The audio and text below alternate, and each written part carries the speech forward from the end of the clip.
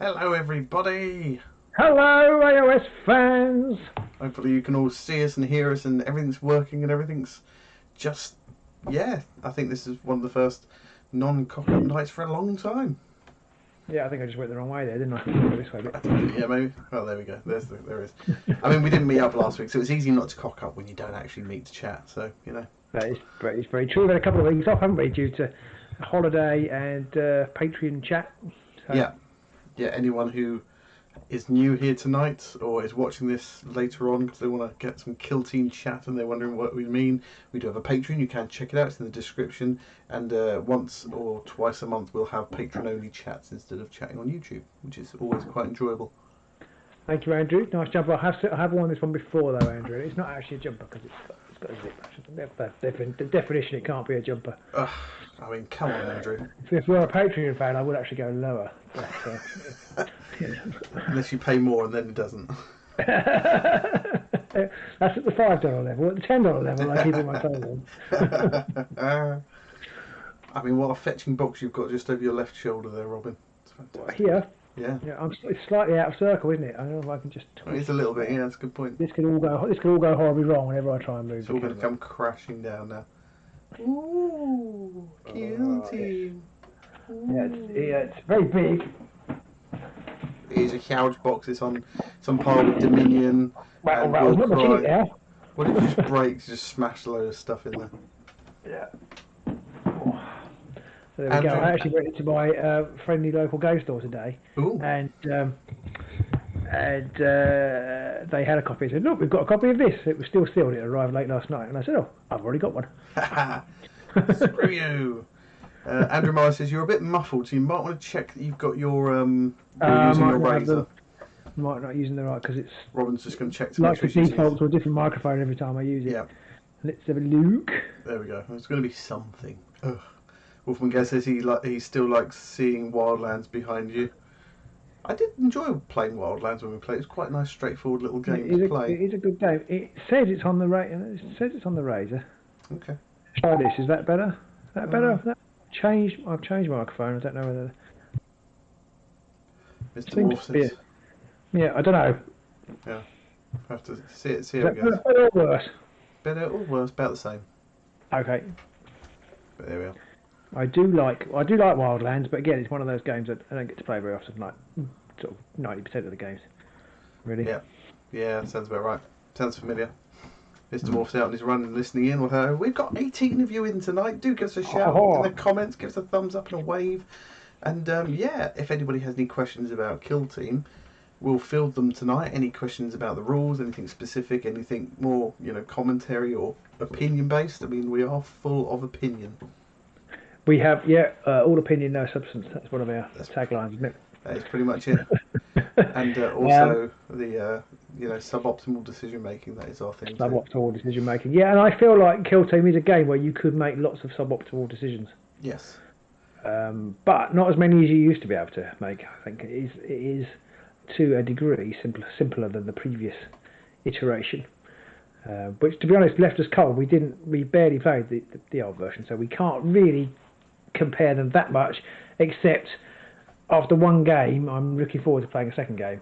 Whereas I don't remember how many games we played. About two, I think. Maybe two, but I think we just lost interest. I think partly due to the avalanche, GW's avalanche of stuff. I think it was. But, I'm kind of expecting that again this time round, but I am hoping, even though we get that again this time round, is that we'll just fixate on what we want to do, and then we won't get put off by the rest. Yeah, I think because it's more narrative, it feels like that's more, I don't know, more achievable to just pick up a warband or two and run a bit of narrative stuff with them and enjoy that. I do feel like, I know there's been lots and lots of comment online, and you never quite know where people are coming from where they're making their comments from, what point they're at with playing. Yeah. I feel like this version is more of a narrative game. And therefore, I'm a little bit, with that in mind, I think some of the criticisms levelled at it are irrelevant because it's kind of about just having a platform framework to create some stories and enjoy that. But I can see if you were like a heavy competitive gamer, then probably you're thinking, I haven't got what I used to have. But that said, everything I've read, because I've never played it competitive, everything I've read suggests that the competitive game was quite boring, because often these things, especially when they're not very well balanced, that GW aren't very good at doing, there's normally a clear path to victory with loadouts and teams themselves. So I'm just going to take a whole bunch of Marines and give them all plasma guns or whatever it is. Exactly. So in theory, although there is like massive granularity, in practice it's take as many plasma guns as you can. I remember seeing a comment online that basically said it's a false choice. It says, I can do anything, I can create anything, but generally people go one or two paths. They either go rule of cool, and then they don't care what they've equipped with, just what they like the look of, or they go competitive, and then they end up taking the same list half the time. Absolutely.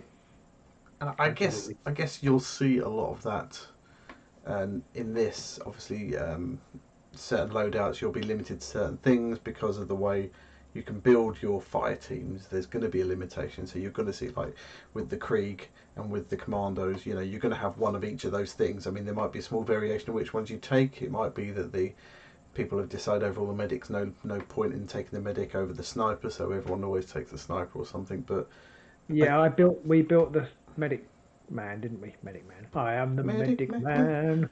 Yeah, we built the medic man, and I'm not sure. He doesn't suit my play style, which is forgetting how each other, how your models interact with one another.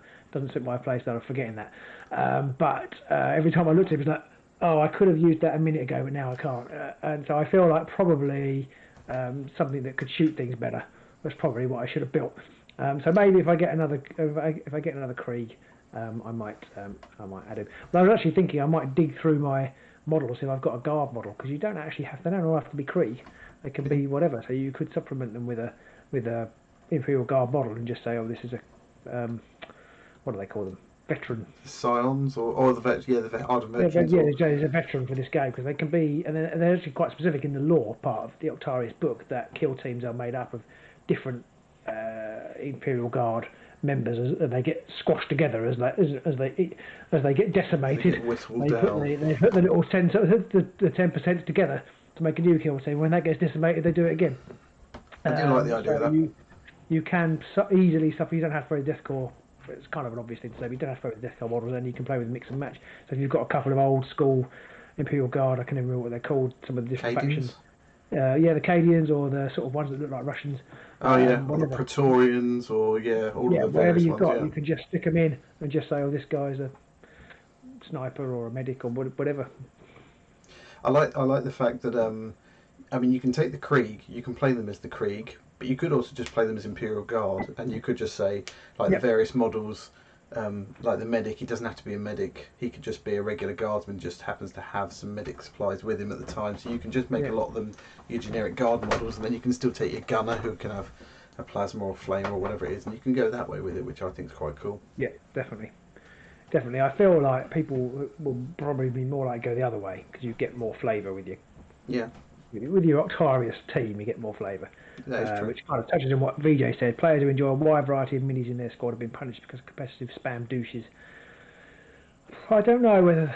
I suppose that there's some truth in that, but I feel like at the moment... I feel like Games Workshop don't really want you to play this game competitively. Now, I'm sure they'll end up doing competitive events at Warhammer World once that becomes a thing again. But I really feel like everything, especially the Octarius the manual in the box, it screams out that they want you to play a narrative way. But I also think that they'll start, because we know that they're going to be creating the new war zones coming out, and we're pretty much certain that with each new war zone is going to come at least a couple of new kill teams, which will be a new, more in-depth power creep type of army for whatever it is, the Nids, the Tau, whatever that might be. Do they get with power creep? I keep hearing this power creep. I mean, it's hard to tell, isn't it? I haven't played the game enough to know whether the Commandos and the Krieg are more powerful than the more vanilla bands from the Compendium, but they don't feel overpowered as such. No, I think it's more just, if not power, then maybe scope creep, so they can do more interesting stuff. Could be. Hopefully it'll stay balanced. Yeah, and I think like it happened with Underworlds. Everything that GW releases new, there's always some kind of very rarely do they release something and it's worse than everything that came before it. Everything always gets a bit better because they add a few more bows and a few more frills to it. And I suppose that's going to depend on how they intend on selling this. I suppose. Yeah. If they're going to keep making it more elaborate, then I guess that's going to happen again. But I suppose there's no need for them to. But that probably won't stop them. Wolfengard says he's hoping they do the same sort of single kill team boxes sets as done in the previous iteration. I think they will, but I think you'll get a kill team of 10 models or whatever it might be. Those 10 models will go together a couple of different ways, like with Warcry, and you'll get the mission cards in there, or you'll get a little pamphlet with the ploys and the tac ops and stuff like that.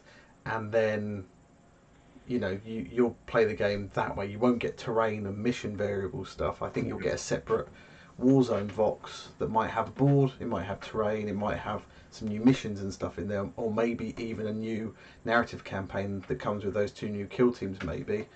Obviously no base rules, and then it might go that way instead.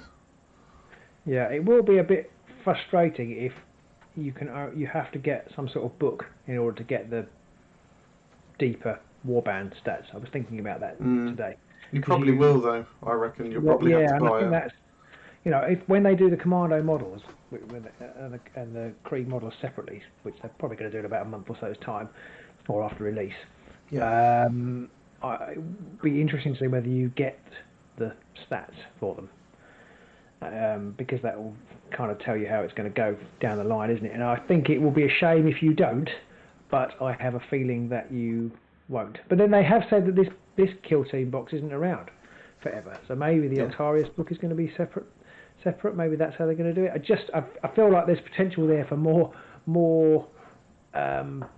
what's the word? Not moaning. That's a bit harsh, but there's more discontent if they insist that you buy a rule book for each kind of pair of warbands. I think there'll be an octarius book, or whatever the next Warzone is. I think there'll be a book specific to that, and then you'll have a book specific to the new kill teams that they brought out. And then that'll be. I don't think there'll be another rule book or anything like that. No. But even that in itself is frustrating. If you just want to play with the warbands, but you have to buy. Because I don't think they'll do 2 books. If they do it in books, I think they'll do 1. There'll be there'll be non-Arius book, which has stuff about the non-Arius region, and then the kill teams in it. I don't think they'll do 2. What do you reckon? It'd be like a 30 to 40 quid book, which will have the new Warzone missions and the stats for the 2 new because the octarius book is 100 pages nearly, 96 pages including a kill team thing at the end, and it's you've got stuff about the Warzone and then a little bit of fluff about the kill teams, so that's the first 37 pages, and then you've got the rules for the tac ops and stuff, and then you go into the kill teams itself. And I can't see that they're going to do a separate book with just the region stuff in it, because there isn't very much of that. Yeah, true. You could be right. So I feel like this. They might break it down into two 50-page books, for want of a better way of breaking it down. I think it feels like too much even for GW. They did do that in the past though, but then maybe they've learned from that and they've decided it's just not worth it for that kind of thing, so they might as well lump it all in one. Yeah, but that might get people upset. If I don't know how much you charge for that, GW, so I'd probably charge a tenner for it, so you're probably looking at 25 quid. Based on the internet, it should be free in PDF downloadable format, and anything else is just wrong and greedy, and Games Workshop are evil. Yes, but also I feel like if you buy the models, then I feel like maybe a free version of the model stats in PDF format wouldn't be too much to ask, would it, really? But they've never done that before. You've always needed to buy a book. I don't think they will do that, but they might. I just don't know. If they have put stats in the box before, haven't they? Only on a few occasions. Blood Bowl they did. They put a Blood Bowl. They put a little thing in there for Blood Bowl. Red Rose Gaming's on. Hello, Red Rose Wargaming. they did do for Blood Bowl. They've done a few little odds and sods of other things, but I think because the stats and you need the ploys, you need the tac ops, you need their fighter cards. I mean, I don't think GW would ever decide to do that. Really? No. I can't believe that Morph is recommending Andrew go and check out other people's videos on our stream. Andrew. Right, Andrew, BJ, no Morph, right in front of us. Right, and we're right here, man. Expect I shall go back indoors and find you kissing my wife when I get in there. Which would be quite a feat considering you're in Australia. But anyway. In Australia and in lockdown. Yeah. Mr. Henderson's on. Hello, Mr. Henderson. Our battle report will hopefully be out this Friday. Fingers crossed. Yes, Friday. I have nearly finished editing. It's just a question whether I add in all the sort of the gun explosion overlays and the machine gun fire. Maybe I'll leave that for the next one. I feel like you should, but not if it's going to miss Friday. I think it might put Friday. Well, it depends. I'll see how far I get tomorrow. You can make it kind of more real because we had to set everything up and we hadn't played before, so it took quite a long time. So by the time it gets round to turn 4, we were both very tired. Turn 4. Maybe you could just make it like that. The guns couldn't be bothered to make any noise either in turn 4. Turn 4, I think, takes us less than 5 minutes to play through. Turn 1 takes us like 30 minutes or something ridiculous like that. There were a lot more models on the pitch. So there's sort of more models, but also we didn't have a fucking clue what we were doing. But by the end, it was just like, right, I know I'm going to move to here, and I know that's going to be there, and I'm going to roll these dice, and I've done this, and whatever. Yeah, so yeah, it definitely got quicker. Definitely got quicker. Yes, I'm looking forward to playing some more games with that now that we've got the basics pretty much under wraps now. So Seth Levine says he's looking forward to it. Well, welcome aboard, Seth. Hopefully, I don't know if you're a brave, we've not seen you comment before, so thank you for joining us this evening. Do like and subscribe if you haven't, and welcome aboard. And Goblin says the only thing he's really disappointed about, other than the nonsensical shapes to numbers, is that all the clans have gone, but he understands why. And you know what? That's like the most adult comment I've seen, most grown-up comment I've seen about adult this. Comment. Online. That's the most grown-up comment I've seen online so far about this. Like, yeah, it's a bit of a shame, but I can see why they've done it. It just shows so much more maturity than so many other people who are just frothing at the gills over it all. I don't even know what the clans are. Well, you've got like the Blood Axes, the Goths, the Bad Moons, the Evil Sons, all those ones. Okay. Matt Collins is online. Hello, Matt. You do get the you can paint your models that way, don't you? You get the decals to do that. But there's no flavour. There's no flavour. Just no flavour at all. It's like an English Sunday dinner. I think. I mean, it's just your cooking, mate. I know. Yeah, that's true. I think that they'll probably do some clan stuff at some point in the future. I do notice that some of the orcs do have the Blood Axe sort of signs on their stuff, so I think the commandos are meant to sort of be Blood Axes. But it's not over the top. No, they used to get stat buffs. I see. I mean, there's nothing saying that they won't release something like that further down the line. But I feel like because orcs are in the main box, they've got a lot of other stuff that they want to do first. I mean, there are a lot of different options out there for kill teams and stuff like that. Yeah. I wonder whether they. I don't know. I don't need that extra level of complexity. Me. It's just like this is something that's been troubling me about, not troubling me, but I've been pondering about the game since we started reading the rules. Really, that there's quite a lot of extra add-ons for each model has its own little special ability in the in-box teams, and that starts to get a bit heavy. Like what was it you pointed out to me? I completely forgot that one of my fighters could re-roll or could save wounds on a roll of a 5+. I just completely forgot, partly because he didn't get into combat till the aforementioned turn 4 of tiredness. Yeah. It's because you don't get cards, which is an interesting choice.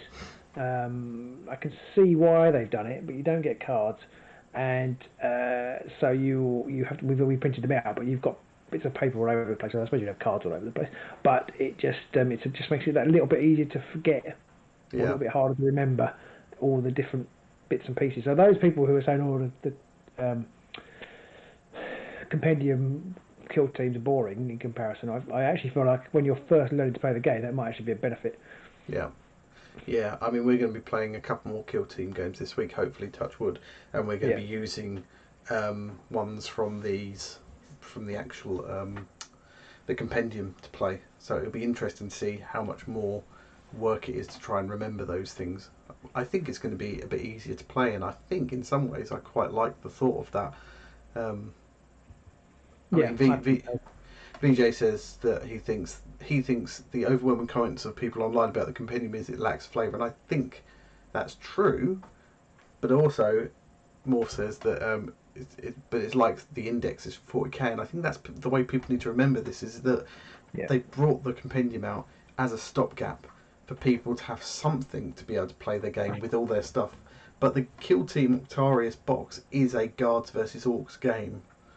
You know, GW didn't need to release the compendium, but they knew that they would get even more frothing at the gills if they didn't release something to allow people to play. But then they do something, and then people are like, is that it? Is that all I get? The price is steep. But, you know, as you said, Pete, they didn't have to do anything. And to convert, they still had to do all that work to convert the old models to the new system, which isn't effort-free. Yeah. Andrew says he watched the Compendium Disappointing video. Was that the one from Uncle Atom or whatever it's called? I haven't actually watched it, so as not to colour my own opinion. Really. Sorry, no, I didn't watch it because I don't watch any stuff online. Yeah, I don't know. People do that are nuts. Yeah, crazy. I think it's £30, like you say, which is still a bit steep, but at the same time, if you've got 5 armies, you can suddenly play with 5 different kill teams, so it's more worthwhile. And I think that's what we came to the conclusion of in our video. The other thing about that is most people don't play this game in isolation. Now, I know that's, isolation is more of a thing these days, but people don't play this game in isolation, so you don't have to all buy a compendium. If you've got 7 or 8 of you who play regularly, or a club only needs a couple of copies, and then you can all use it. You don't need to, as long as you wipe it down, with hand wipes or disinfectant after. Well, you could all use it. Yeah. There's absolutely no need for was there a 1-to-1 ratio of compendiums to kill team players. Yeah, I mean, that is definitely the first thing. Even if there's just a group of friends, like 2 or 3 of you that get together regularly, just buy 1 copy between you, unless one of you has some inability to share, in which case maybe you need to find a new gaming partner or whatever. But that's a different issue. But like you say, just share a book. I mean, I kind of disagree with what Morph said here, because he says that it should have been a downloadable PDF. I kind of disagree with that, because they've got to put some effort into creating this thing, so they need to recoup some of their losses. I just don't think it needs to be 30 quid. I mean, the conversion isn't free, is it? I mean, this is the thing with PDFs. Well, it's PDF. Sorry, I'm not going to go at you, VJ, but that's a common thing and I see role playing designers moaning about it all the time. And people say, well, it's a PDF. I'm not paying any money for it, as though it somehow magically grew itself out of the PDF tree. They had to sit down and work it all out. Now I know, they must have probably done that conversion anyway in order to design this game, but it still needed to be done. So I think you do need to pay people for doing the work. That's kind of how things work. Someone had to sit down and then not get paid for it. Someone had to sit down and come up with all those different ploys and tac ops and equipment and effects. And even though the stat conversions, once you start, are probably quite simple. Well, this one here is 2 wounds and it's 20 wounds, so that one there's going to be the same. And so, while some of it would have been fairly standard stuff, there was still a lot of thought process had to go into it. I just don't think it should have been 30 quid. No, I think the price is a little bit over the top, but this is GW. I mean, how much are the dice? Yeah, exactly. I always compare it to anybody moaning about the price. I always just want to say, well, did you ever bought any extra dice at any point in your life? In which case, you're not allowed to moan about about this, because that's an expenditure you don't need. I don't know how much the dice are. I did notice that they haven't released a digital version of the compendium, at least not yet. And I wonder if that's because they know that the minute they do, nobody will buy another version of it again, because someone will buy it and then put it online somewhere, and that'll be it. Yeah, I mean, that is the other thing. Everybody moaned about it. We all know the compendium. It's probably already online. we all know it's going to end up Someone's online. probably scanned it somewhere or something. Yeah. Yeah, exactly. I mean, you know, this is a company that charges 12 quid just for 2 packs of TAC-op cards. I mean, that's... Somebody asked about the TAC-op cards up the chat. Actually, I was going to come back to it. Are the TAC-op cards, spec-op cards necessary? There aren't spec-op cards, so that's the first thing. We'll talk about that in a second. The TAC-ops cards are... You can play without them, but... And in fact, in open play, you're not meant to play with them. We did use them, and after the end of the game, I won't spoil what happened, but after the end of the game, we did question whether we should have done with the straight up narrative open scenario that we used, because one set seemed to be a little bit easier to score than the others. Yeah. Obviously, that was a very inexperienced user. I mean, maybe that it balances out, and it may be that they're designed to be played with the scenarios from the Octarius campaign, because they're the Octarius campaign TAC-ops. So I guess they also are used in match play as well. I hadn't thought about that. But the spec ops they're not cards. They're just things. They come with your. I think that I can't remember if they come. Let me have a quick look. But they come with the commandos and the Death Corps, and they're basically your own hidden missions. They have no bearing on an actual game, but they're hidden missions that you have to try and achieve in order to progress your narrative. And so they're not actually cards used in-game as such, except they might say you have to score these 3 TAC-ops, and once you've scored those 3, you get the benefit, or you've achieved that part of the spec ops. So there's normally 2 sections to it. So one might be assassinate a leader, and the other one might be score these 3 TAC-ops, and then when you've done both of them, you get to the special things as like a update for your base, or some missions, or some extra people, or something. You get the bonus, and then you can then go on and do another spec op.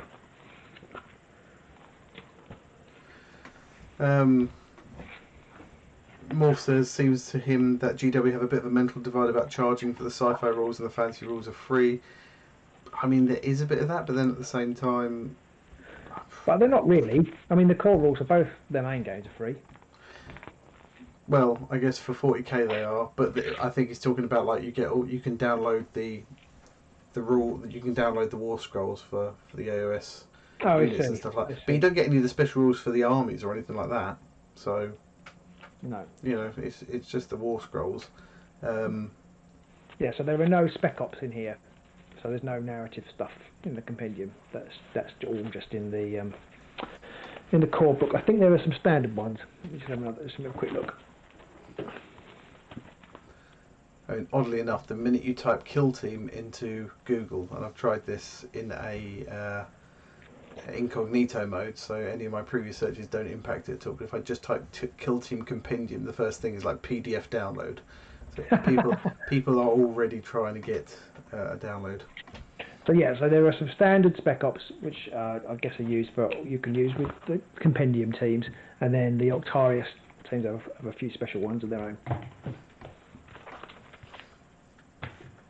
Do you notice we got them spirally bound? It was very exciting. This was a new experience for me at the weekend. I tell you, I had to tear the spines out, and that was a painful process.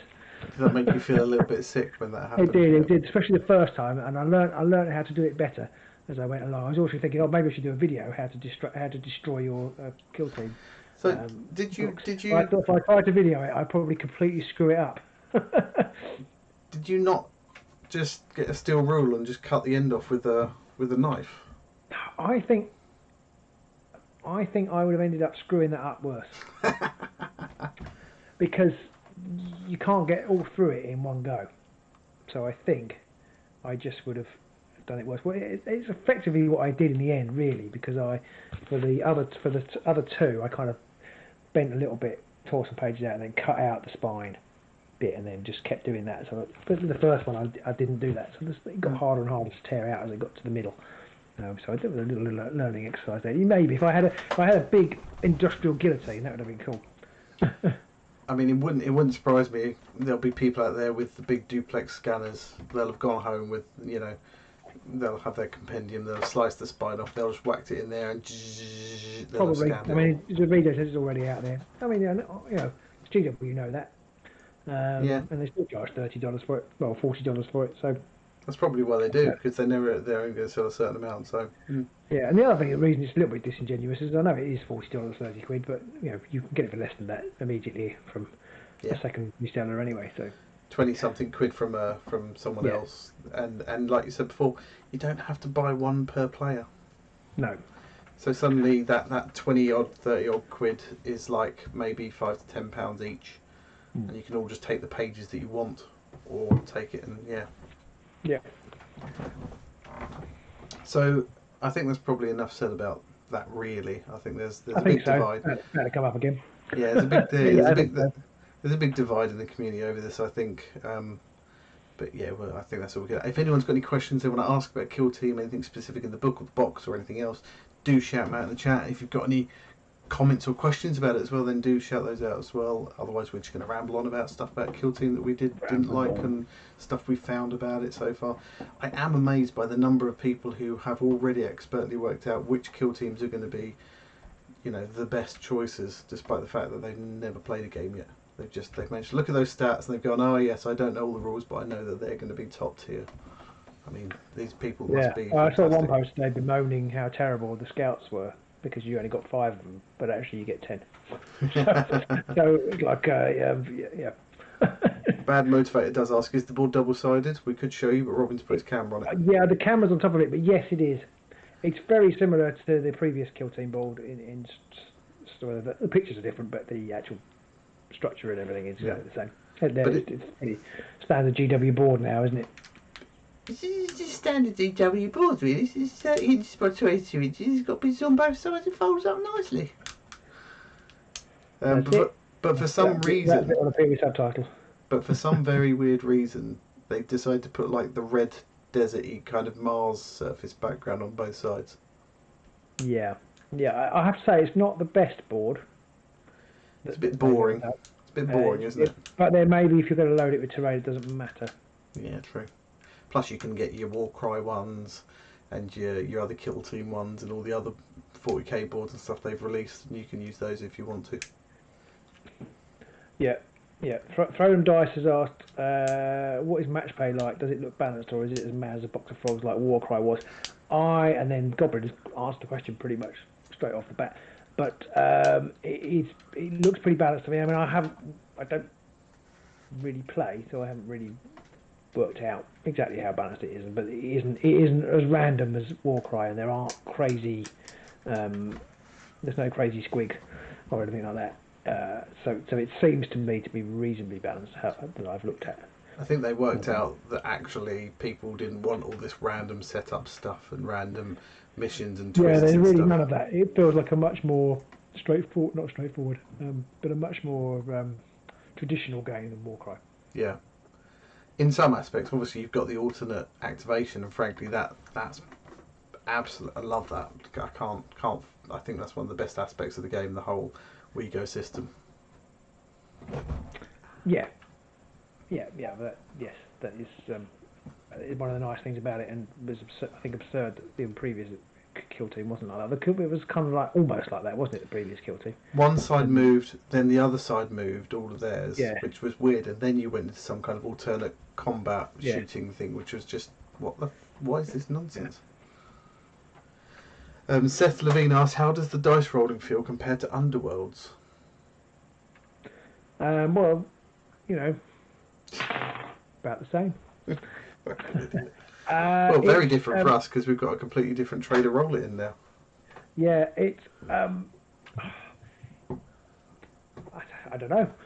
I think Underworlds, I feel like, is a little bit easier to get your head round still. Just because I think the symbols really help delineate what's what. I need hammers. Oh, I haven't got any hammers. Shit. Whereas half the time I was like, oh, I've rolled these, and I haven't quite forgotten what I've got to get, but it's just a bit easier to see. And so similarly with the defence, your opponent rolls a defence dice, and you have to know what they need. Whereas you kind of, with Underworlds, it's just like, well, they just need dodge or crit or shield and crit. It's a little bit easier, I think, in the moment to pass what has happened. There's a couple of times I know I was like, well, I've rolled those and you rolled those, but I have no clue. I've no clue what happened now. There was one point where you rolled your dice and you got like 3 or 4 successes, and I rolled mine and got like a couple of successes, and you're like, oh, wow, crap. And like, Yeah, no, Robin, exactly, yeah. you still got 2 successes. Like, oh, did I? Oh, that's nice. I think that was when I had 2s to hit or something, wasn't it? And it was something like that, yeah. Yeah, and I just kind of not used to that, I suppose, with Underworlds.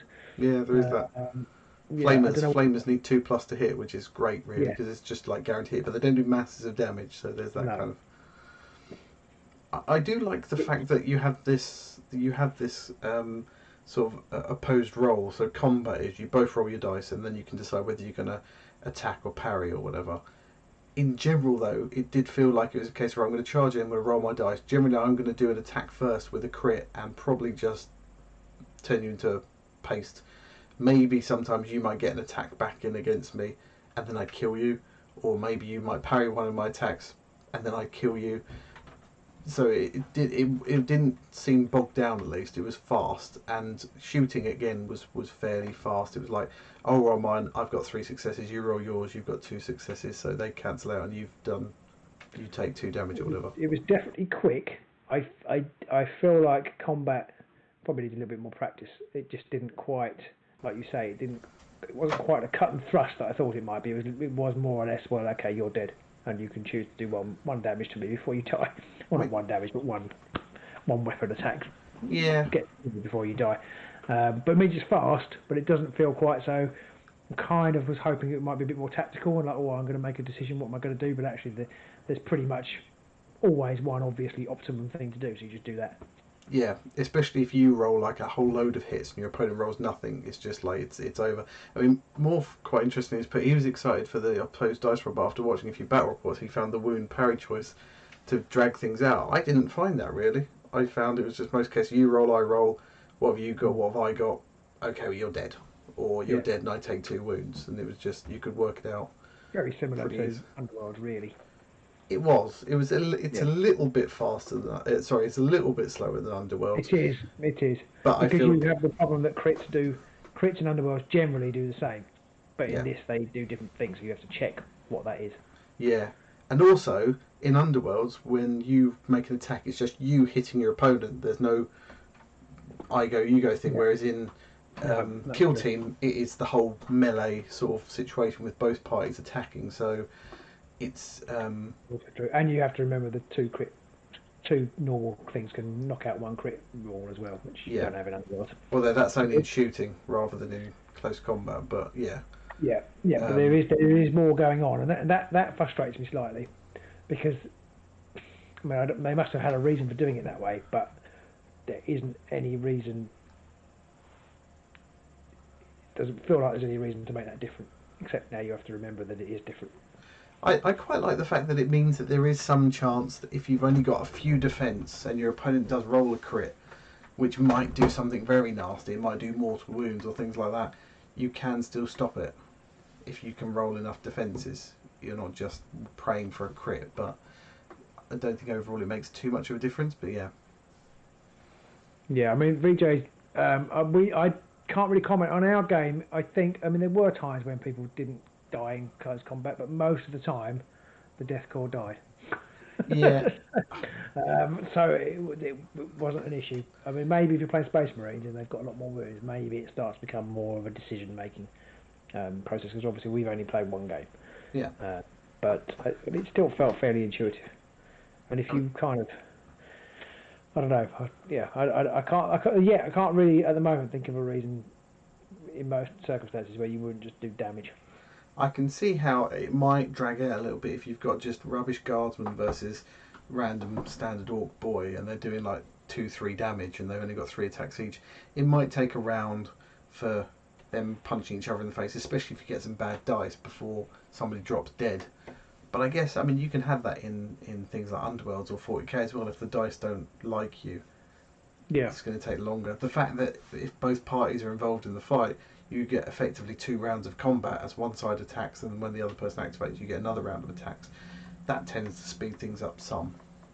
Yeah, I'll be interested to see as the game gets more play whether there starts to be some tactical nuance in that, because there might be, but I haven't seen it yet. Yeah, it does nearly always feel like it's a case of I'm charging in, and I'm rolling 3 or 4 dice at least in close combat, and I'm probably, going to get a couple of successes, if not a crit. I think it helps if you make sure you charge into combat with your close combat people. They're obviously usually better. Like the orc breacher boy with his massive powered ram does like 5 damage. The orc knob with his power claw can do 7 damage on a crit, that kind of thing. And those kind of things make people disappear very quickly. Yeah, so I think in most of our things it was actually, well, I'm going to die, so I'll do the one chance I get, I'll do a little bit of damage to your incredibly horribly cutting up orc person, and basically whittle them down. It's basically whittling down by throwing gore all over him as my men die.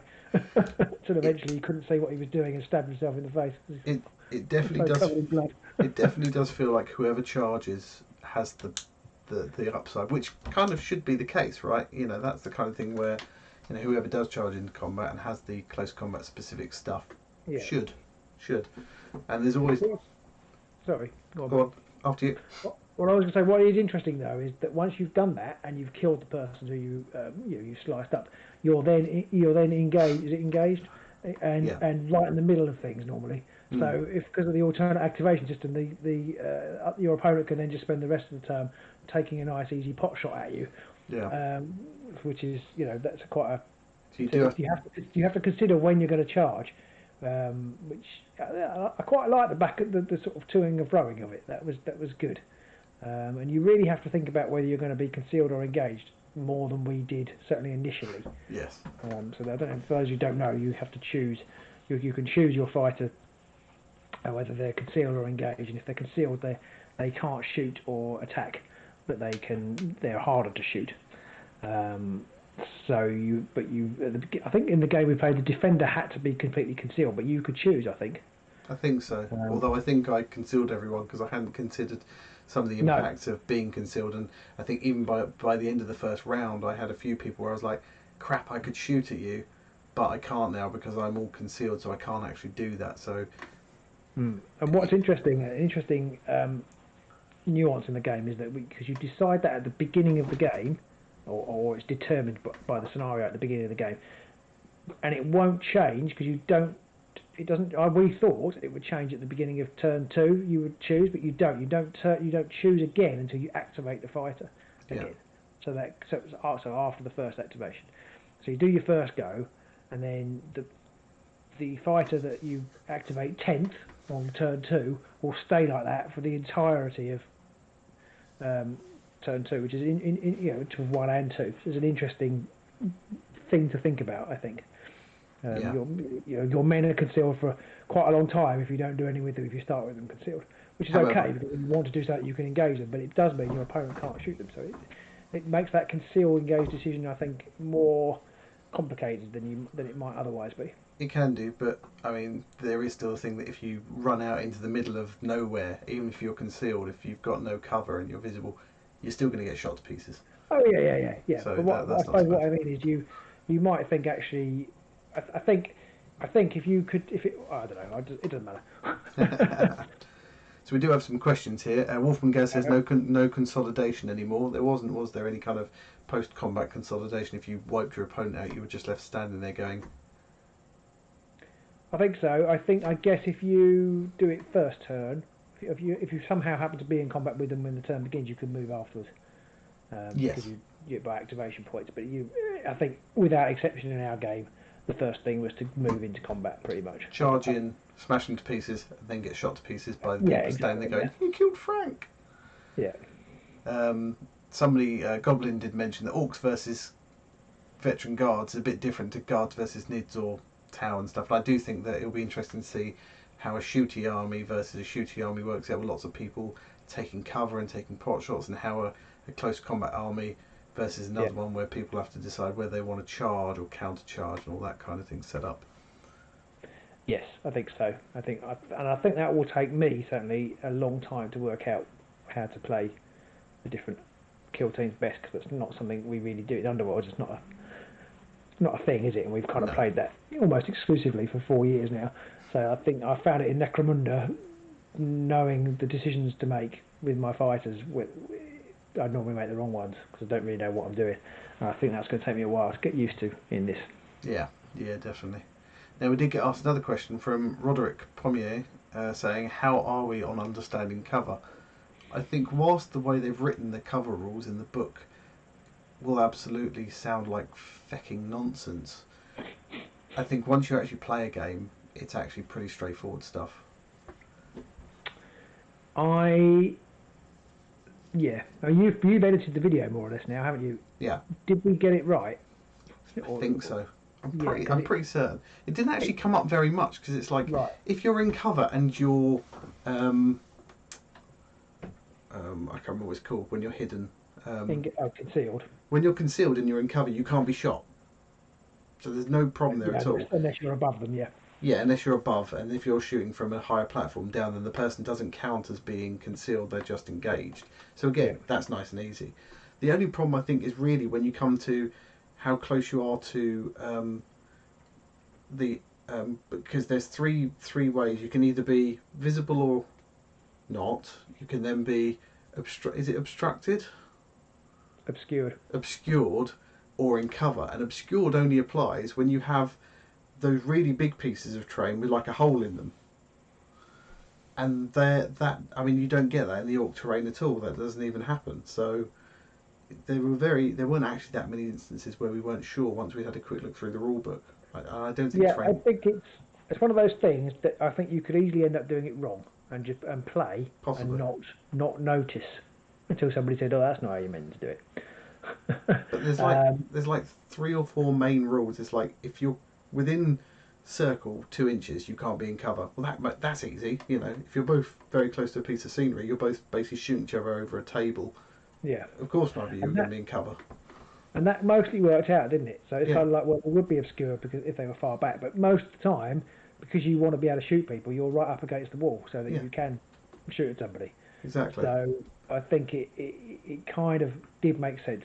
Yeah, I think. It'd be interesting to see as we play whether we get it wrong from time to time, because I suspect it is possible to get it wrong because the words that Games Workshop use to describe it aren't always the best.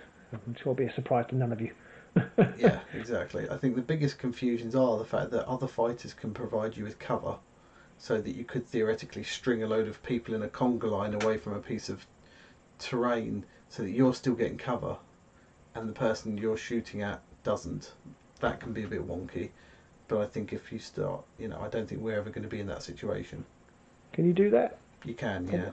Okay, because surely once you start getting so far back from somebody, you're obscured as well.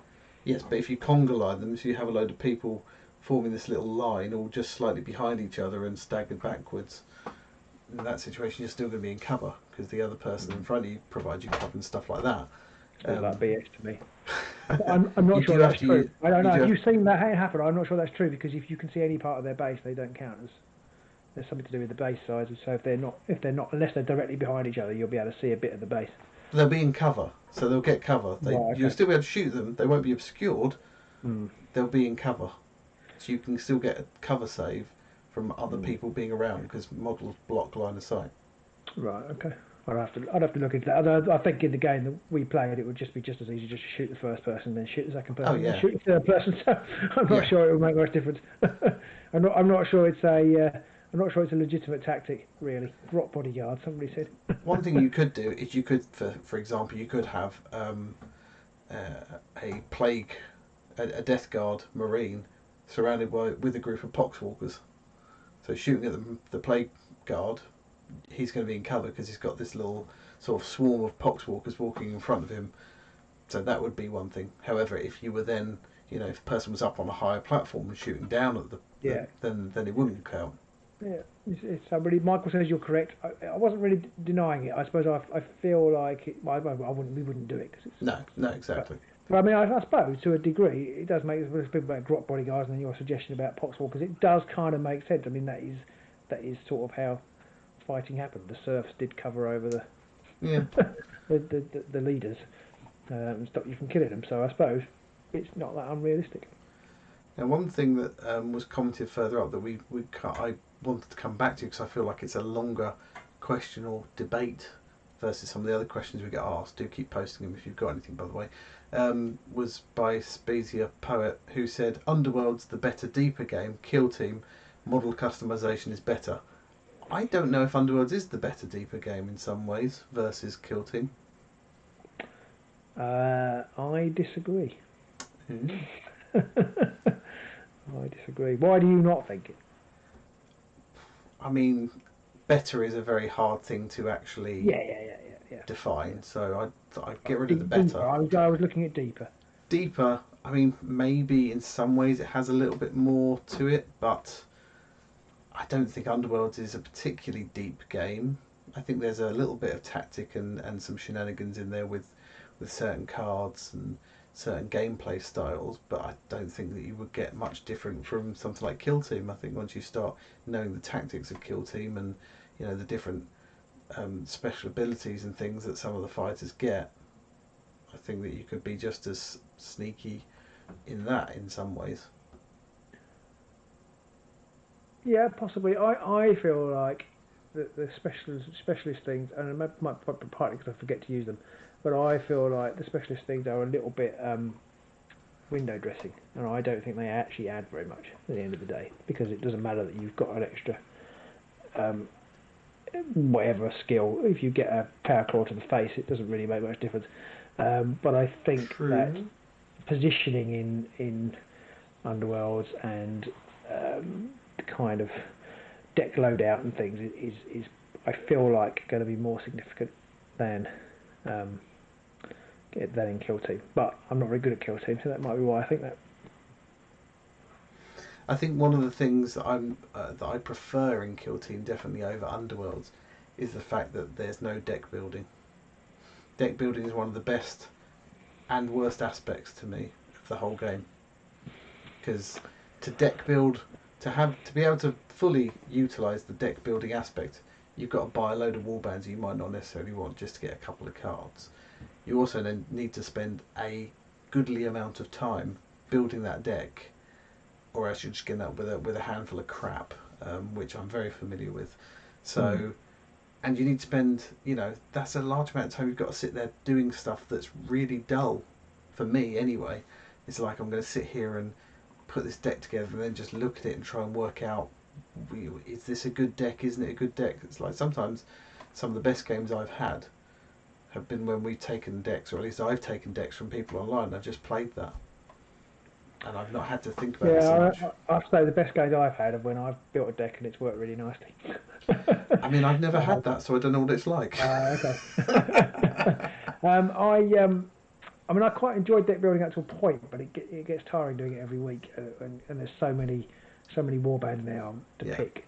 I mean, I think we're going to try and address that by only playing the last two seasons warbands generally. I think, or the previous two, not the last two, but the most recent two. Yeah. I think going forward, but we haven't fully decided that yet.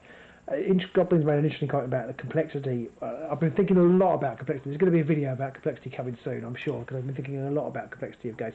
I don't think that Kill Team is less complex than Underworld, but I feel like it's an interesting one. I don't know, because better and deeper are kind of subjective terms. Yes. I feel like I think I'm better. My wife says I'm not deeper, so the complexity of Kill Team is around the various special rules you've got, and I feel like being good at Kill Team is going to be about remembering to use those special rules at the right time. Now there's some of that in Underworld, but I feel like the actual physical mechanics of Kill Team are fairly simple. There's not much going on, but you've got that complexity bolted on for all the different elements of the fighters and the spec ops and the tac ops and all that. Well, not the spec ops, but the tac ops and all the potentially equipment. We haven't played with equipment yet as well. Whereas Kill Team, Underworlds, I feel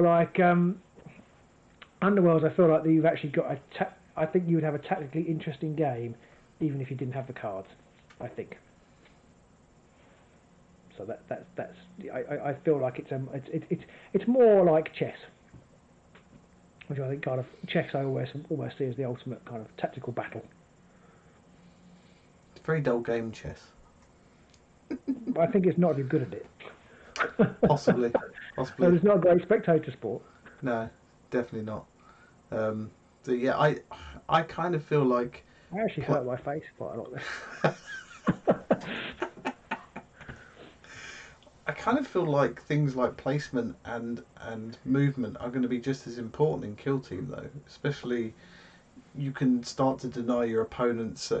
During the setup, especially if your opponent starts to place heavily in one area, you can start to deny them the ability to get to you. Well, true. I mean, I've only based this opinion of one game on it, and wasn't even a proper game. So you might be right. We did in that game tend to just go, I'm just going to line mine up, and you're just going to line yours up, and then we're just going to charge each other. And I think in that game, without giving a lot away, what happened, there were various points where you were like, I should have put this person over there next to this person. I should have had this person nearer that person. And I think the Krieg especially... But I don't think it would have changed things very much had I done that. I just think I would have got slightly more efficiency out of my people, but I don't think it would have been massive. But I mean, the scores, again, don't want to give anything away who won or anything, the scores were quite close. Yeah. And I feel like if you'd have had, for example, say, if your medic hadn't been where he was, he could have helped a lot more throughout the games. Maybe you've edited it, so you've got a slight advantage of me. I feel like my medic would have been no good because everybody was dead by the time he got a chance to actually do anything. I can't even remember the medic's ability, but yeah, it's one of those things where maybe it would have, maybe it wouldn't, but I think I think Kill Team games can not necessarily be won or lost, but can definitely be swayed a lot by the setup. Yeah. Goblin has made a very good point, which is something I haven't really considered when talking about all of this, because we haven't done it yet, is you will have the option to have certainly match play, but also narrative play as your roster gets bigger. You've got the option of actually picking a kill team specifically to the scenario that you're playing. And that is an element that you just don't get in Underworlds because the scenario you're playing is exactly the same in every game. Yeah. So that is a level of thinking and complexity or strategy that will be new to us that I haven't even thought about it. It's only just seeing that comment there made me think actually yes. By the time, if I had 20 different people to pick from, I would definitely pick different fighters for the campaign or for the scenario that we were playing. Yeah, if you knew that your mission was to assassinate a leader or something, you might take snipers and stuff rather than the close combat guys. If you knew that your missions were to get into your enemy's base and smash their face in, you would take more close combat sort of centric troops and stuff. Although, I mean, the kill team you pick still has to follow the rules of the fire team builds. So you can't have two fire teams and then take the heavy weapons person from each fire team into your kill team. So no, that is true. There's still that limit. I'm assuming that's the case. That is right, isn't it? When you build your... well, I think it depends on which ones you're doing, but yeah, for the I'm not sure there's any limit on the two from the box really. No, because you only get 10 models there, don't you? You can have one of each. If you had 20, supposing you had two boxes, But you can... Oh yeah, no, there is. So you can take troopers up to 9 of them. Yeah. You can only take one of all the others. But is that in a fire team or in a kill team? In a kill team, because the ones in this book don't have fire teams. Oh, okay. So yes, you're only going to have one flamer. Although I guess though, on your roster you can have a guy with a melter gun, a guy with a flamer, a guy with a plasma gun, and then you can choose which one you take. If you had objectives to melt things. Yeah. If your objective was to if your objective was to set things on fire, you can take the flamer or something like that. But exactly. Yeah. I suppose the flamer might melt things too. So that's true. That's true. Yeah. I was just looking at the rules for the medic veteran because his ability is the first time a friendly veteran guardsman would be incapacitated within square of him and not within engagement range of an enemy, and the medic's not engaged. If this operative is not in engagement range of any... Crying out loud, the wording of this stuff is fucking awful. Basically, I think that's partly why I ended up not using you very much. Basically, if one of your guys, the first time one of your guys gets taken out within range of your medic and your medic's not engaged, they're not taken out of action. They actually have one wound remaining. Right. So you actually can have that kind of... If I'd remembered to use him, it would have been useful. That could be very handy in situations where, and then the other friendly operative can then make a dash action, so they can actually leg it from the combat or the shooting, the death zone or whatever it is. That's quite, a handy situation to be in sometimes. I feel like for me and my tactical ability, it's better for me to have a sniper because I won't forget to shoot things, but I will forget to heal them. And he also had the other ability where he could then, on a operative within triangle for one action point, he can heal them 2d3 wounds. Although I didn't see that was a D to start with, I thought that was a 0, so I thought he regains 203 wounds. Oh, it's not bad. Quite handy. That's a good medic.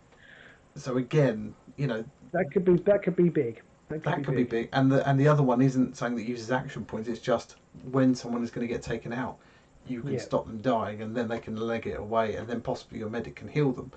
That could be quite a big thing, especially if it's your sniper or your sergeant or your leader or something like that, because they can then get healed and then charge back into combat and slap people in the face or something. Yeah, well, I would agree with that. I need to be better. That's really what you're saying. You suck and you need to be better. But this is the same thing with Underworlds. We would have warbands. We would play a first initial game with it, and we go, okay, mental note, Moloch goes at the front of the board. That kind of thing.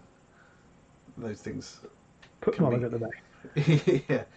Well, what I do is go, I've got this upgrade. I must remember to use this upgrade on this attack. Roll the dice. Completely forget to use the upgrade. Literally within like 10 seconds of saying, I'm going to put this weapon upgrade on them, and then make a shit attack and forget about it completely. I've probably lost count. Yeah, times we've done that. Yeah.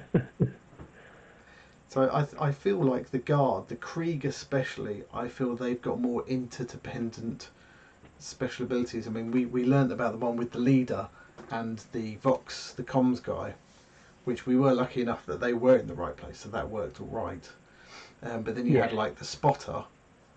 You really want the spotter next to either a guy with a plasma gun or a guy with a sniper or something like that, because that can make them so much better in that kind of situation. And I definitely put the spotter in the wrong place. I remember that. And you definitely want that spotter up high somewhere next to the sniper guy, up on something. So even if people are, in hiding, it's like, not now, and blam. Yeah. There goes your head. Remember to use, because you get 2 ancillary support options as well, which I also forgot to use. Yeah. Because that's totally bad. You did use them. You did use them. I did use them. I used one at the right time, and then I only used the other one right at the end of the game. And it would have been much better earlier. Yeah, yeah. Feels like those are the kind of things you want to use early. And I mean, one of the ancillary options you get is to have just 4 more extra guard. That could and couldn't be useful in certain circumstances because the Overwatch rule. Yeah, the Overwatch rule is a bit odd, but I think it would be useful. I feel like certainly for some of the objectives that they have for taking space. Yeah. You've got X bodies in certain places. Yeah. Would be really helpful. You would just do that guard thing of I'm just going to throw bodies in. Yeah. And they're going to die, but it doesn't matter because they're going to give me the victory points in the interim. Yeah, because you don't lose anything. It's not like in Underworlds where having 4 extra useless people would just basically net your opponent for glory.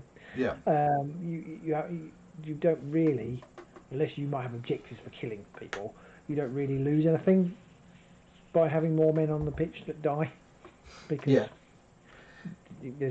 there isn't any. And even if your opponent does have a mission which is kill someone in your drop zone area, generally it's only like the first time you kill someone in a round. It's not like every time, it's just the first time. You kill someone, you get a extra victory point, but then that's it for that round, so it doesn't matter. That's true. You were going to do that anyway. You've got to kill somebody. Yeah, so it doesn't make that much of a difference. And Goblin says no morale anymore. Yeah, that's another. I like that as well. I'm a big fan of that. I think it's just one of those things that bogs games down, and it's better off without it. Very much so. And as Morph says, healing mechanics can be a bit fiddly and not easy to remember. And I think, again, it's just knowing where your medic is on the field, and then just knowing that, okay, the minute anything starts to go down around my medic, I need to remember he can heal people or he can save people. Goblin says, good tower, quite interesting to play. I know very little about the tower. They were introduced into 40k long after I'd stopped being interested in it, and I haven't really played 40k very much at all, and I don't know anything about them. So I know Pete's not a big fan, but one day I would like to play. I'm kind of hoping that at some point in the kill team cycle they actually bring out a new Tau kill team that I can pick up and paint, because the aesthetic is quite different to everything else. Yeah. So I quite look forward to doing that. Whether I ever will or not, of course, it remains to be seen. One thing I'm definitely getting from Kill Team, and it could be just the new hotness of Kill Team, but I'm looking forward to them releasing new Kill Teams, because it's like, not only is it going to be what the model's going to look like or what the Kill Team's going to be like, it's just a case of get the Kill Team, assemble, paint if that's your thing, play. It's not get new warband, take cards, put cards in pool with all other cards, work out deck with cards, play game, realise deck is shit. You know, I'll be able to get to the table with a new Kill Team and realise I'm shit with them much quicker than with Underworlds. Yeah, a kind of a new Underworld warband almost changes the entire game. Yeah. Whereas a new Kill Team will just change that experience if you're playing with that Kill Team or against that Kill Team. Yeah. So it's a much smaller change. Having said that, what you've just said there, that a new warband coming out can change the entire mechanic of the game, can be a really good thing. Oh yeah. So yes, buy exactly. the Kill Team, make the Kill Team, play the Kill Team. I like it. Lose with the Kill Team. That's pretty much the 4 steps of Kill Team. Yeah. And that's what I like about it. It's much Buy, more. kill, buy, paint, play, lose, repeat. Oh, now we need that on a T-shirt. Instead of paint, though, just have assemble. Buy, assemble, play, lose, or something like that. Yeah, I like it. We need that on a T-shirt. But yeah, that kind of thing, that really interests me about Kill Team is that much more cut down, faster play mechanic. And I know people didn't like the circles and triangles and squares and things. I'll be honest, I mean, it kind of annoyed me a little bit as well. But overall for me, I liked the game mechanic. I didn't find it that trickier thing. Dave Wall said KKK Kill Team. Well, it's KKK Kill Team, not KKK. We haven't got any white hoods around here.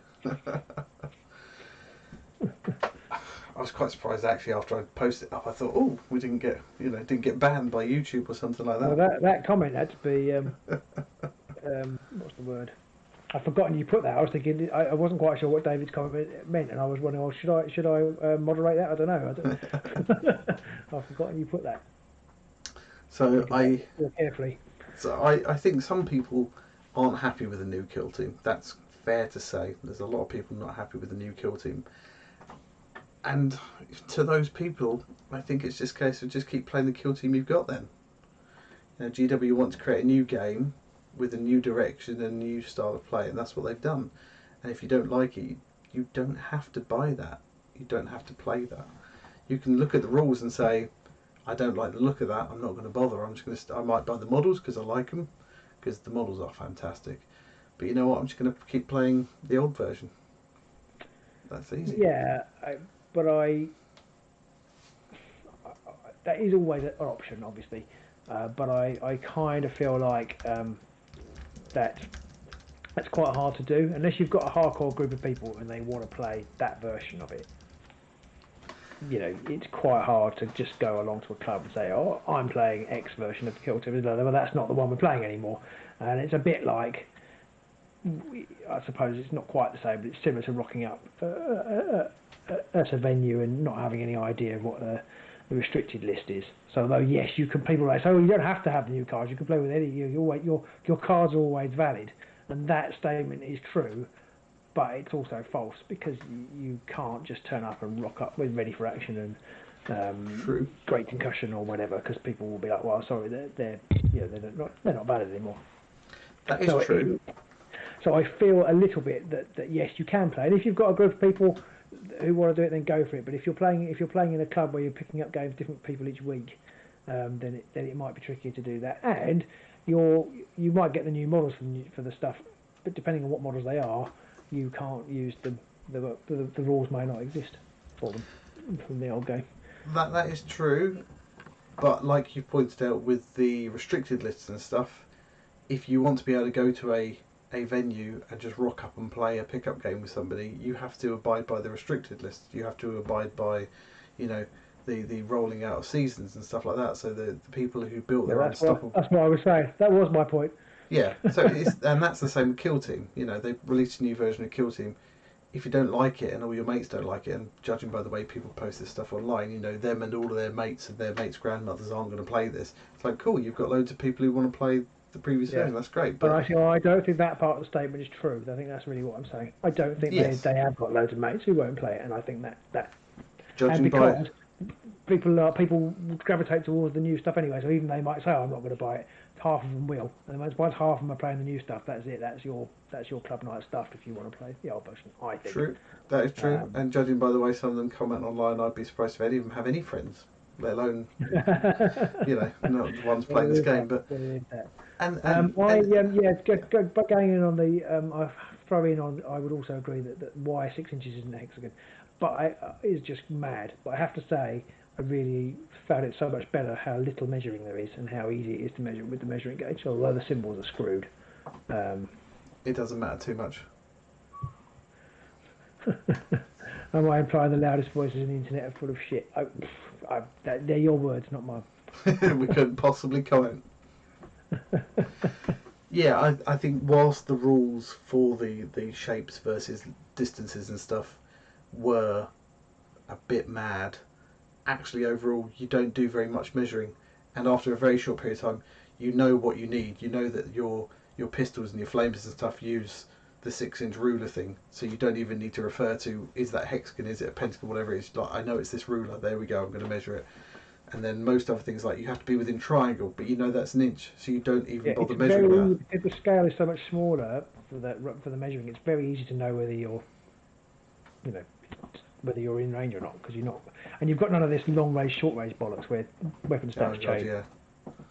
So you haven't got to try and guess, well, is that 12 or is it over 12? There's none of that, which is brilliant. Which is that's a good change.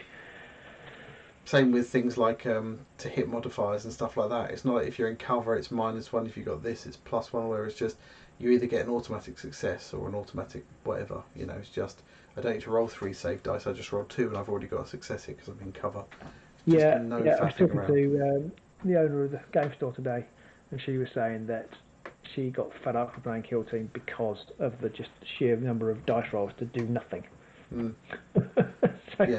Just right, rolling to hit, I've hit, I haven't wounded you yet, I have wounded you now, no, I still haven't wounded you because you've saved it, or I've saved you, I've done that many ways, but actually you've made a roll and you're not dead.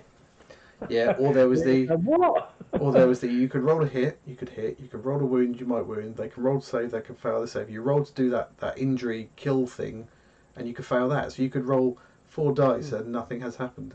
Yeah, exactly. Pissed me right off. If you were playing Death Guard, I believe it was even worse. Vulnerable saves and stuff like that as well.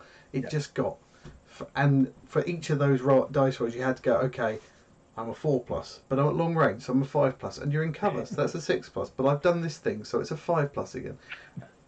And it's Tuesday. And it's Tuesday, so I had one again.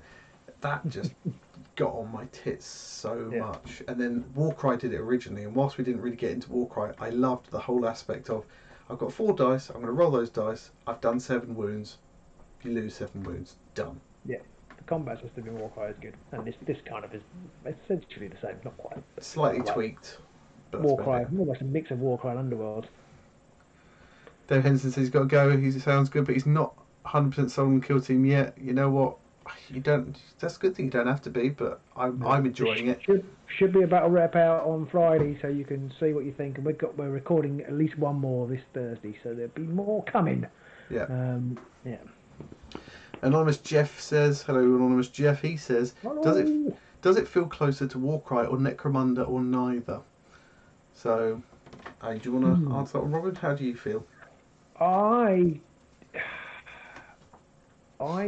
feel like it's closer to Warcry,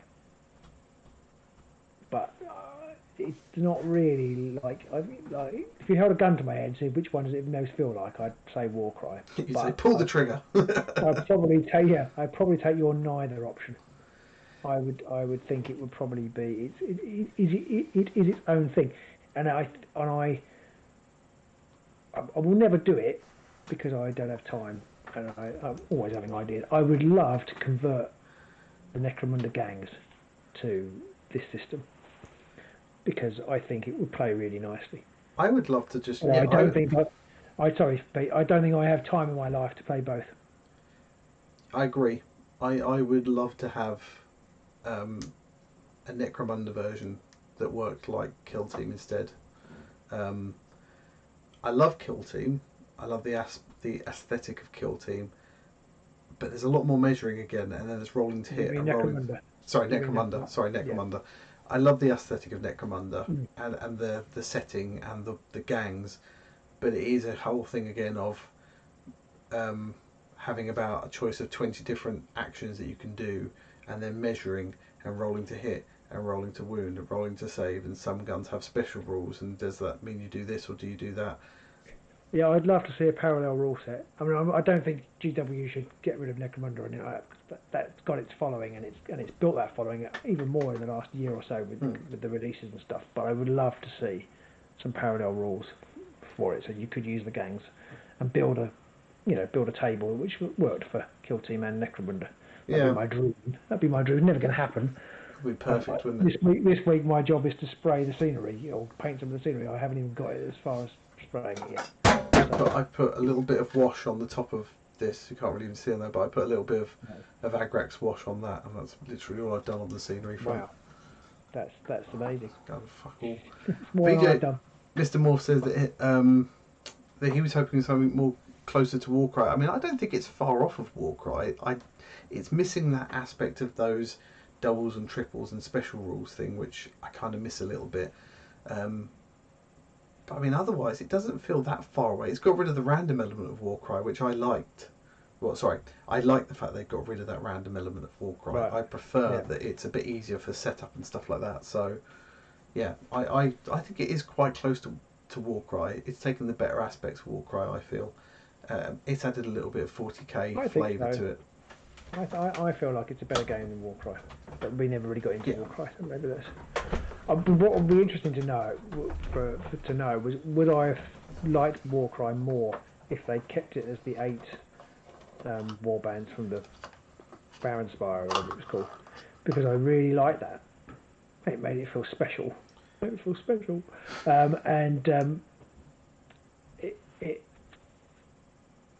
to me, as soon as they started adding everything else from Age of Sigmar, it became something different, a different game, and I wasn't interested in it anymore.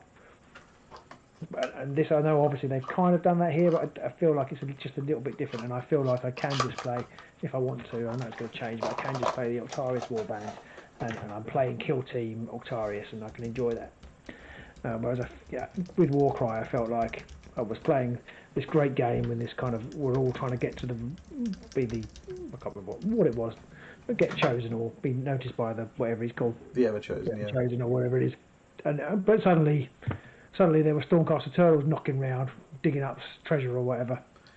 I feel like we kind of made the mistake in that we felt like we had to cover it all, and GW came in with this avalanche, and I think we've learnt now that no one gives a fuck what we produce anyway, so we might as well just do what we like, and then just stick with that.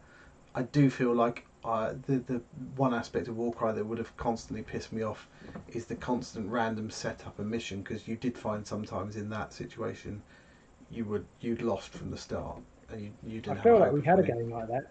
Yeah. I can't quite remember. I feel like we had a game where you can't do this in Kill Team, but you stood on top of the scenery and I couldn't get you, or vice versa. There was one bit where I think you had Stormcast and you only had one bloke at the beginning, and because of the way the positioning had gone, if you hadn't moved like an inch to the left, you would have lost the game, because you wouldn't have been able to move and you would have been fucked. So that's right, there were a few moments like that, and obviously some of it comes down to playing and understanding. I need to do this thing or I'm going to lose. I'm not a massive fan of entering into a game where you already know you're going to lose almost straight away. It's like, it's not a question of can I win, it's just a question of how much can I not lose by or whatever. Look, apparently, everything I just said about Warcry, VJ thinks the opposite, or Morph thinks the opposite. I can't actually remember what I said. There were just words coming out of my mouth, but so I think the fact that they added lots of other armies in possibly is that it more. Right, okay. I mean, I did like that they added some. I loved the fact that they added Skaven and Gits were in there, and there are a few others. I liked them, but I think it became too much.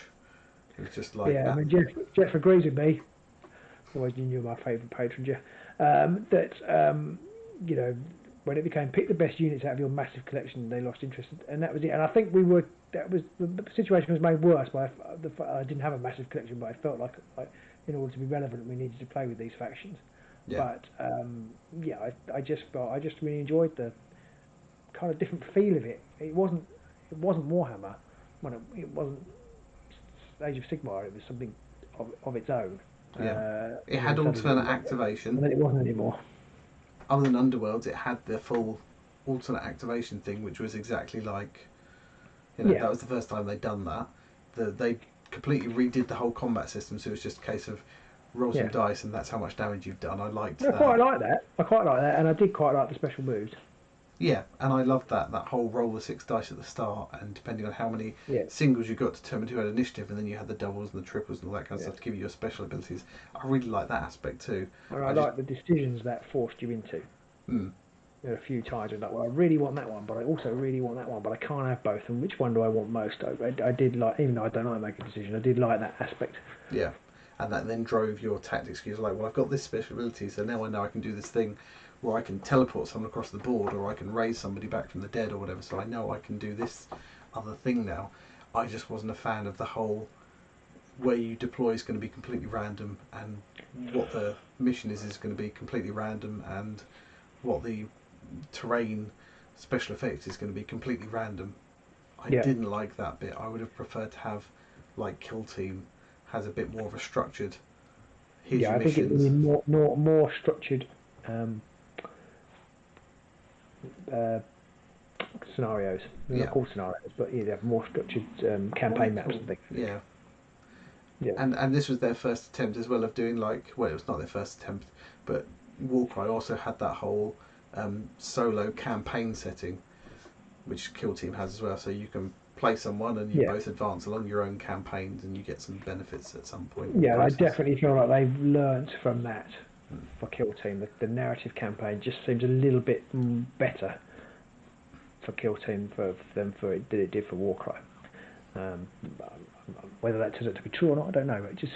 It feels like it is. It may be because the Kill Teams feel a bit more like personalities. They feel a bit more necromundery.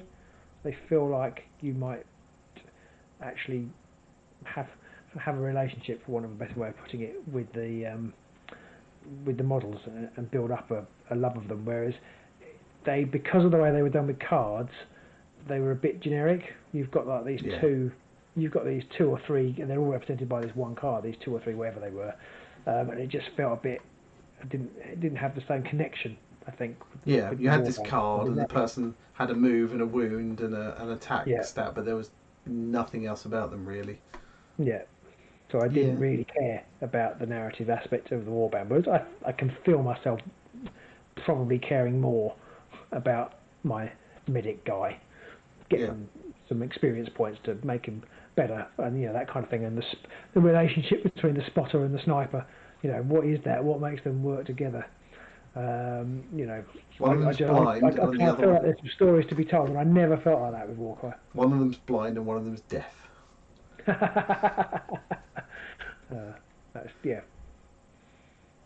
So we've nearly finished. It's 5-2. Has anybody got any more questions or comments on Kill Team?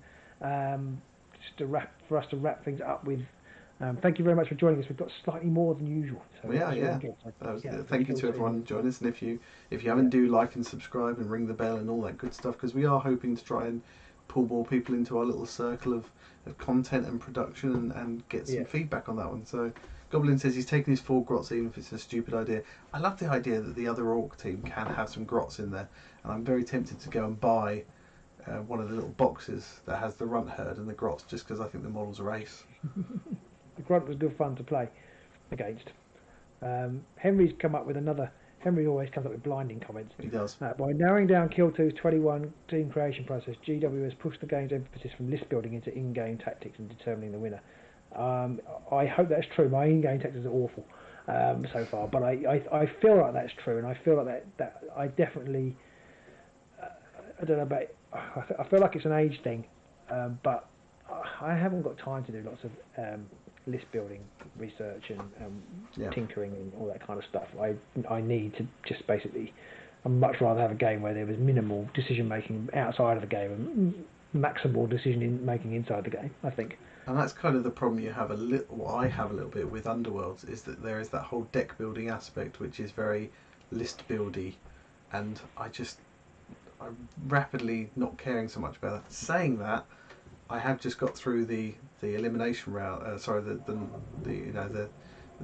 The group stages in our Patreon tournament, so I'm actually through to the knockouts on a list that was mostly my own design, based off of a few other lists I'd seen. So, saying that, I am quite happy that I'm playing this list, which is doing really well. That I've mostly built myself and tinkered with a bit. So. Is it Crimson Court you played? No, I'm playing the Bony Boys this time. Okay. Oh, you won because they're the OP warband, I see. Yeah, basically.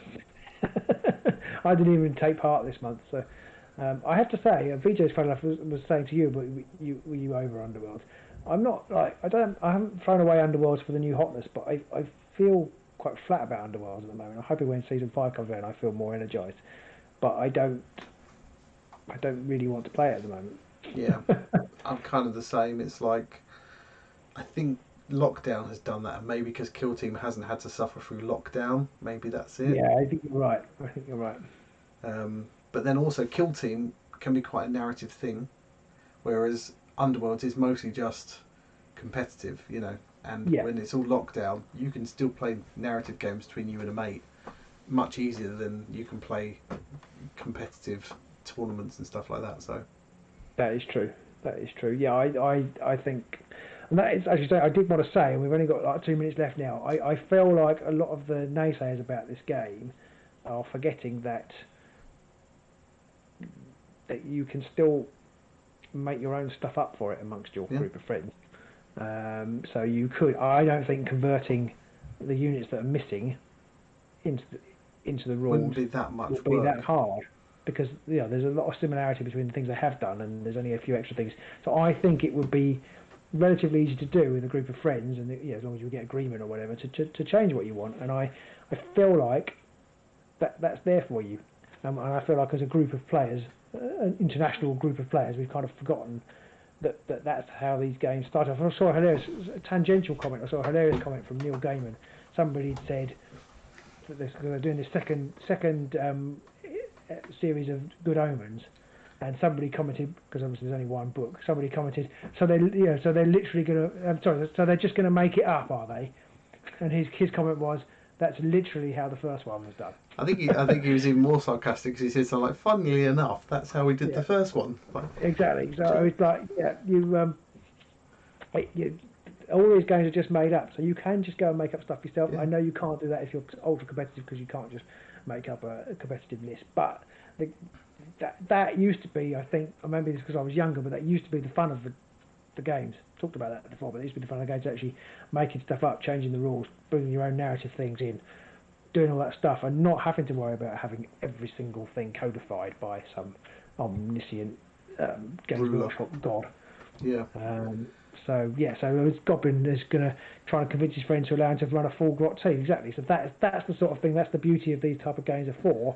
And I think why perhaps Games Workshop would like to step away a little bit from the match play. Everything's got to be balanced all the time and prescribed, and just go take their system and run and have fun with it.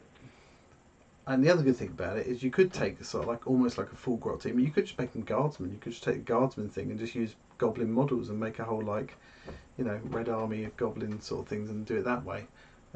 So you can still proxy stuff as well. I'm hoping they don't ever come back like they did with Kill Team 1, which a lot of people seem to be demanding, which is, they want their Terminators and their leaders and their elites and that kind of stuff. Like, I quite like it being the regular poor son of a bitch on the front line who's just been given a melter grenade and been told to, you know, sneak behind enemy lines and try and plant the bomb before he gets ripped to pieces. I like that. Yeah. Yeah. No, I do too. Goblin says the height is the issue is height and cover. Yeah, I can see that being slightly tricky, but I mean the difference. I mean the creep models aren't that big actually, so you could just mount the goblins on maybe a little bit of a cork stone base or something to increase their height a little bit, or just between you and your mates agree. Actually, there's another ½ inch of height on top of these grots, and do it that way. Yeah. Henry, I do think, as Henry had pointed out before, and like you picked up on, I think they've tried to remove that list building aspect from it and make it more about the game itself, which I'm all for. I can't stand list building for the most part, and I know a lot of people who hate the fact that there's no list building. Yeah, I think list building, it's a sweeping generalisation, but I feel like list building is for people without kids. Somebody commented online, said something like, the vast majority of things that drive games is the competitive community. I'm like, is it though? Because there's a lot of people out there who aren't competitive. I would guess that there's a lot more people out there who aren't competitive playing things like Underworlds and 40k than there are. Yeah, I think it's the competitive. I mean, it might drive some of the decision making, because I think they're the more vocal, more visible part of the community, aren't they? Certainly in Underworld, but possibly in this too, because they're the ones who clamour for when stuff's not fair, and because the narrative players don't care when it's not fair. In fact, they probably rub their hands and go, "Great, we could build this into something." So I kind of but I think it's skewed. It's one of those things. It feels like it's a massive, hugely influential part of the community, especially if you're in it. But actually, it probably isn't. But I feel like we've got all sorts of ideas bubbling on the Patreon Discord for future Tuesday night live chats, and I feel like that kind of thing could come up again soon. Yeah. I definitely think it is that typical thing that the louder minority, which can be, in this case, those wanting things like list building aspects and more competitive playing, I think GW may be realising actually the people that we can sell more to, and that the larger majority of the people who play our games are the people who just play games with their mates. They don't go to tournaments, but they actually buy more stuff. Yeah, people like us. Exactly.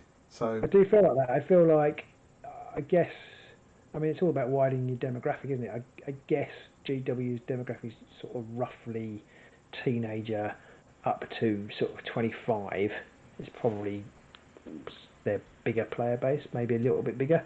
But I feel like they're making games now to appeal to people in our age bracket who have got busier lives, who don't have the time to spend ages doing all the back prep, but can just look at the Compendium or the Octarius book and goes, I'm going to fight with these 10 models and throw them down and then just play. I feel like that's what that they need to keep expanding their player base, and I think that kill team is a definite this new kill team is a definite step down that road. Definitely. And just to finish on the note from Anonymous Jeff, he said he likes some effort of balance. Definitely, I don't want a system that's completely unbalanced just because it can be fucked. Because, like a lot of us, he has a chance to play one game a week or whatever. He's got his one game night a week. He doesn't want to spend that, and that's the problem we had with Warcry. Is you could have your one game night a week, and your game is, if I'm going to lose, even from the offset, I'm not going to win this, and nobody wants that really. But I think this kill team gives you that option to have a game that's flavourful, doesn't require loads of work before you get there, but you've still got a really good chance of winning. Yeah, because I feel like in some ways the more list building options you've got, the more chance you have actually of having a broken even. Because the more options you've got, the more chance that one of those is going to be better than the other. It's going to be broken, or there's going to be more chance of somebody finding an interaction that breaks it. And if you're just turning up for fun with your all grot list, for example, the person who's turned up with all Space Marines with plasma guns is just going to destroy you, and nobody's going to have a good time apart from that person probably because they won. And the more list building you have involved, the more it becomes pay to win. Yeah, like the person who can go out and buy those Terminators or buy 16 plasma guns off eBay to upgrade all their fighters or whatever, they've got much more of a chance. Whereas in Kill Team, when those Kill Teams come out separately, you can buy 6 boxes of the Orcs if you want. It doesn't matter, you can only have one guy with a rocket launcher. So, that immediately... The only problem with Kill Team, let's end on this last note, very serious note, is that sometimes when you say it, Pete, or maybe when anybody says it, it makes me think of Patrick Kilty. And I can't get it out of my head. It's off now. If you just drop that M, it just, yeah. So I think I'm going to have to call one of my fighters Patrick. Just so you can, when I kill him, you go, right, he's dead. He's not Kilty anymore. Yeah. Then that and Johnson, for an engaged Johnson and a concealed Johnson. VJ says that he gave up carrying with everyone I lost a long time ago. I mean, for the most part, I don't think we're too precious, but it is hard sometimes not to get a bit salty. I fucking love to win. I'd rather have a very close game and lose it. Well, actually, I'd rather have a very close game and win it. But I'd rather have a very close game and lose it than an absolute landslide and win it. Yeah, definitely. I know I'm more competitive than you. I don't know.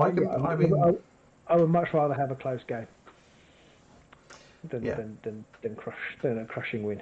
I am quite competitive. I mean, I'm not going to lie. I do enjoy games where I do win. It's hard not to. You've got to, unless it's like you've got 50 glory and your opponent's got 2 or something like that. Then it gets a bit awkward, really. Yeah. But otherwise, I enjoy winning as much as the next guy. I just don't get a chance to do it very often. Right. So, I think on that note, it's past 8, time. 8 past 10, 8 past 11, whatever. Time, gentlemen. It's time for us to say good night, Vienna. I think the stream might be going a bit. I think our internet's starting to give up on us. So I think it's time to say good night, all. Good night, Vienna. Is anybody from Vienna in the house? You have to put in the comments if you're from Vienna. Yeah. Thank you very much for listening, everyone. It's 29 people now. We're leaving. We'll do one of these again soon. I'm not sure what the next one will be about, but I suspect it might be Kill Teamy led because there's not much Underworlds going on at the moment. It depends on what's going on, whether we're going to meet next week or whether we're going to meet the week after on Patreon. So we shall see. Yeah. But obviously, if you're watching this either now or later on, or if you're watching it live now, do like and subscribe, all that good stuff. And if you do want to get involved in more conversations with us and everyone else, do think about Patreon. And you can get into good night from Miami. Cheers, John. I think you're only ducked at the end, I think, but it's nice to have you with us. Miami, I'd love to. Far away, Miami. Yeah. So thank you all, and we shall see you soon. Maybe in Octarius, maybe in the Underworlds. Who knows where?